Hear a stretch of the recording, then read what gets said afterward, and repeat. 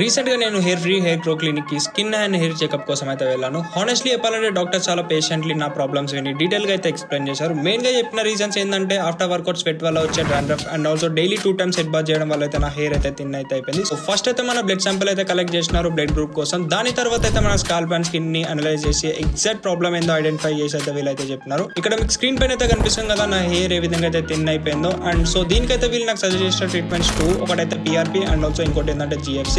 Best part ఏంటంటే వీళ్ళ దగ్గర ట్రీట్మెంట్స్ అనేవి రీజనబుల్ ప్రైస్ లో అవైలబుల్ అయితే ఉన్నాయి. అండ్ ఆల్సో ఈ క్లినిక్ వచ్చేసి అయితే బంజారాహిల్స్ రోడ్ నెంబర్ 1 లో అయితే అవైలబుల్ ఉంది.